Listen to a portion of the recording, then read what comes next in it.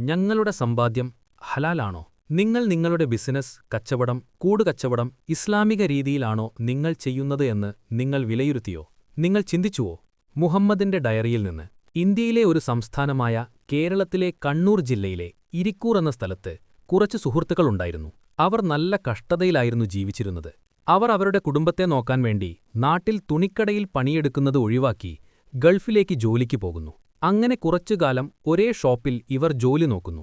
കുറച്ചുകാലം കഴിഞ്ഞു രണ്ടുപേരൊഴികെ എല്ലാവരും വേറെ വേറെ ഷോപ്പുണ്ടാക്കി മാറിപ്പോകുന്നു. ആ രണ്ടു സുഹൃത്തുക്കൾ കൂടി ആ ഷോപ്പ് നടത്തിപ്പിനെടുക്കുന്നു. ആ രണ്ടുപേരും ഉറ്റ സുഹൃത്തുക്കളെപ്പോലെയാകുന്നു. ഇവർ മാസാമാസം രണ്ടു മുതലാളിമാർക്ക് ലക്ഷം വെച്ച് നടത്തിപ്പിന് തന്നതിന് കൊടുക്കുന്നു. അതിനു പുറമെ വേറെ ചിലരെയും മാസം ലാഭം കിട്ടുമെന്നറിഞ്ഞ് ഇവരുടെ കൂടെ കൂടുന്നു. അങ്ങനെയിരിക്കെ കൊറോണയും വെള്ളപ്പൊക്കവും കാരണം കട നഷ്ടത്തിലാകുന്നു. ഇവരിൽ ഒരാൾക്ക് മാസാമാസം കൊടുക്കാനുള്ളത് ലക്ഷങ്ങളാണ്. ഈ കൂടത്തിൽ കൂടിയവർ നല്ലവരുമുണ്ടാകാം, മോശമായവരുമുണ്ടാകാം. അങ്ങനെയിരിക്കെ നടത്തിപ്പിന് കൊടുത്ത മുതലാളിക്ക് അവർ കട ഒഴിവായി കൊടുക്കേണ്ടിവരുന്നു. ഇവർ ലാഭമുള്ളപ്പോൾ ഓരോ മാസവും ഓരോരുത്തർക്കും ലക്ഷം വീതം നൽകിയിരുന്നു. അവർ ഒരു ദിവസം പോലും ഷോപ്പിൽ പണിയെടുത്തില്ല, സ്റ്റോക്ക് എടുത്തില്ല, നോക്കിയില്ല. മാസാമാസം പണം വാങ്ങി നടന്നു. കൂടുമ്പോൾ തന്നത് വെറും 10 ലക്ഷവും 20 ലക്ഷവും മാത്രമാണ്. എന്നാൽ 2024 ഡിസംബർ വരെ അവർ ഇവരിൽ നിന്ന് വാങ്ങിയത് ഒരു മാസം 1 ലക്ഷം വെച്ച് വാങ്ങിച്ചുകൊണ്ടിരുന്നു. അങ്ങനെയിരിക്കെ പണം കിട്ടാതെ വന്നപ്പോൾ ഈയൊരു കൂട്ടുകാരനെ വന്ന് ഭീഷണിപ്പെടുത്താൻ തുടങ്ങി. നാട്ടിൽ വീട്ടിൽ പോയും ഭീഷണിപ്പെടുത്തി. ഇവർ ഷോപ്പ് നടത്തിപ്പിന് തുടങ്ങുമ്പോൾ 2010 തൊട്ടാണ് എന്ന് കണക്കാക്കുക. അങ്ങനെയിരിക്കെ ഇവർ എത്ര രൂപ കൊടുത്തിട്ടുണ്ടാകും എന്ന് നിങ്ങൾ ആലോചിക്കുക. അങ്ങനെയിരിക്കെ 2024 ഡിസംബറിൽ ഒരാള് ഹോസ്പിറ്റലിലാകുന്നു. പ്രഷർ കാരണം. എവിടെ നിന്നും സഹായിക്കാനില്ല. മാസാമാസം പലിശ കൊടുക്കുന്നതുപോലെ കൊടുക്കേണ്ടിയും വരുന്നു. അങ്ങനെയിരിക്കെ ഒരു ഭാഗം പാരലസ് ആകുന്നു. കുറച്ചുമാസം ഹോസ്പിറ്റലിൽ കിടക്കുന്നു. ഇയാളെ ഒമാനിലെ കമ്മിറ്റിയും ചിലരും കൂടി സഹായിച്ച് ഡിസ്ചാർജാക്കി നാട്ടിലേക്കയച്ച്. എന്നിട്ടും പണം കിട്ടേണ്ടവർ പലിശക്കാർ പലിശ വാങ്ങിക്കാൻ വരുന്നതുപോലെ വന്ന് പ്രശ്നമുണ്ടാക്കി തുടങ്ങി. ഇയാൾ വീട് വിറ്റ് ക്യാഷ് കൊടുക്കാമെന്ന് പറഞ്ഞു. വീടിനൊരാൾ അഡ്വാൻസ് കൊടുത്തിരുന്നു. അപ്പോഴാണ് ഇങ്ങനെ സംഭവിച്ചത്. വീട് വാങ്ങിക്കുവാൻ കുറേ പേർ വന്നു നോക്കി. കടക്കെണിയാണ് എന്നറിഞ്ഞപ്പോൾ 2 കോടിയുടെ മുതൽ വെറും 90ഉം 1 കോടിയുമാണ് പറയുന്നത്. പക്ഷേ ആ വീട് മൊത്തം പണി തുടങ്ങുന്നത് 2014 തൊട്ടാണ്. സ്ഥലം വാങ്ങിച്ചത് ഭാര്യയുടെ ഉപ്പയും വീട് വെച്ചത് അളിയന്മാരുമാണ്.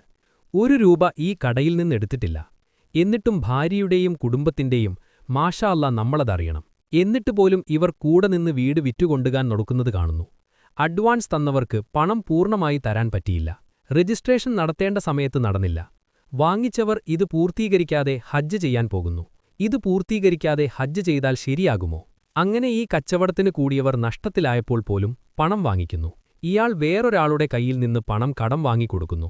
ആ വീട് വിറ്റുകഴിഞ്ഞാൽ തരാമെന്ന് പറഞ്ഞവർക്ക് കൃത്യസമയത്ത് കൊടുക്കാൻ പറ്റിയില്ല. അങ്ങനെ ഭീഷണിയായി, തെറിവിളിയായി, മാസാമാസം വിയർക്കാതെ കിട്ടിയിരുന്ന പണം കിട്ടാത്തതിന്റെ പേരിൽ അവൻ കള്ളനും തേമാടിയും ചതിയനുമായി. ഇസ്ലാമിക നിയമപ്രകാരം ഒരു വ്യക്തി അതിൽ പങ്കാളിയാകുമ്പോൾ നല്ല ഹലാലായ പണമാണ് അതിൽ നിക്ഷേപിക്കുക. അയാളുടെ കൂടെ തന്നെ കൂടു പങ്കാളി ഉണ്ടായിരിക്കണം, അല്ലെങ്കിൽ അയാളുടെ വിശ്വസ്തനായ ഒരാൾ കൂടെ വെക്കണമായിരുന്നു. സ്വന്തം വിയർപ്പിൽ നിന്ന് നീ സമ്പാദിച്ചതിനെ നീ ഭക്ഷിക്കാവൂ. അത് മാത്രമാണ് ഹലാലായത്. മാസാമാസമോ വർഷത്തിലോ കണക്കെടുപ്പ് നടത്തി ലാഭവും നഷ്ടവും കണക്കാക്കണം. കൂട്ടുകച്ചവടക്കാർ ഇല്ലെങ്കിൽ അവരുടെ വിശ്വസ്തൻ. എന്നിട്ടു മാത്രമേ ലാഭം വിഹിതം വേക്കാവൂ.